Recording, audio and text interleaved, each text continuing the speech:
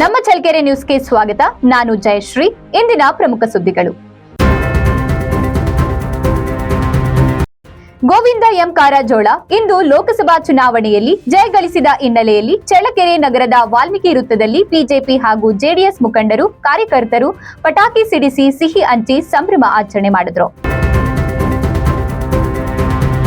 ವಿಶ್ವ ಪರಿಸರ ದಿನಾಚರಣೆ ಅಂಗವಾಗಿ ನಗರದ ಸರ್ಕಾರಿ ಪದವಿ ಪೂರ್ವ ಕಾಲೇಜಿನ ಎನ್ಎಸ್ಎಸ್ ಘಟಕದ ವತಿಯಿಂದ ಸಸಿ ನೆಡುವ ಮೂಲಕ ವಿಶ್ವ ಪರಿಸರ ದಿನವನ್ನು ಆಚರಿಸಲಾಯಿತು.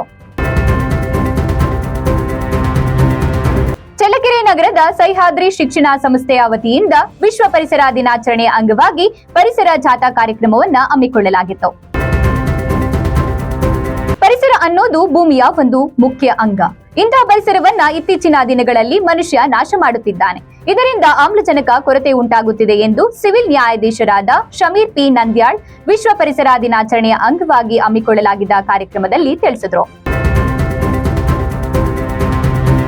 ಚಳ್ಳಕೆರೆ ನಗರದ ತಾಲೂಕು ಪಂಚಾಯಿತಿ ಸಭಾಂಗಣದಲ್ಲಿ ಇಂದು ನಡೆದ ಪ್ರಗತಿ ಪರಿಶೀಲನಾ ಸಭೆಯಲ್ಲಿ ಇಒ ಲಕ್ಷ್ಮಣ್ ಮಾತನಾಡಿ, ಎಲ್ಲ ಇಲಾಖೆಯ ಅಧಿಕಾರಿಗಳು ಕಾಲಕಾಲಕ್ಕೆ ತಂತ್ರಾಂಶದಲ್ಲಿ ಮಾಹಿತಿಯನ್ನ ಅಳವಡಿಸಬೇಕು ಎಂದು ತಿಳಿಸಿದರು. ಬಿತ್ತನೆಗೆ ಸಿದ್ಧ ಮಾಡಿದ್ದ ಜಮೀನಿನಲ್ಲಿ ನಿಂತ ಮಳೆ ನೀರು. ಜಮೀನಿನಲ್ಲಿ ನೀರು ನಿಂತಿರುವುದರಿಂದ ಬಿತ್ತನೆಗೆ ತೊಂದರೆಯಾಗುತ್ತಿದೆ ಎಂದ ರೈತರು. ಇಡೀ ದೇಶದಲ್ಲಿ ಮೊಟ್ಟ ಮೊದಲ ಬಾರಿಗೆ ಐತಿಹಾಸಿಕ ತೀರ್ಪನ್ನ ನೀಡಿದ ಚಿತ್ರದುರ್ಗ ಜಿಲ್ಲೆಯಲ್ಲಿ ಮೊದಲ ಬಾರಿಗೆ ಕಮಲ ಅರಳಿದೆ. ಕೆರೆಗೆ ನೀರು ಹರಿದು ಬರುವುದನ್ನ ನೋಡಲು ತಾಳ್ಯ ಹಾಗೂ ಸುತ್ತಮುತ್ತಲಿನ ಗ್ರಾಮಸ್ಥರು ಛತ್ರಿ ಹಿಡಿದು ಕೆರೆ ಬಳಿ ಬಂದು ಜಮಾಯಿಸಿದ್ದರು.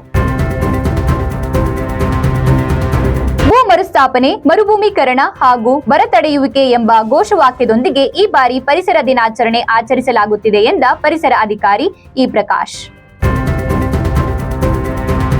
ಬಯಲು ಸೀಮೆಯಲ್ಲಿ ಮಳೆರಾಯನ ಆರ್ಭಟಕ್ಕೆ ಹಳ್ಳ ಕೊಳ್ಳಗಳು ಭರ್ತಿಯಾಗಿ ಜನಜೀವನ ಅಸ್ತವ್ಯಸ್ತವಾಗಿದೆ.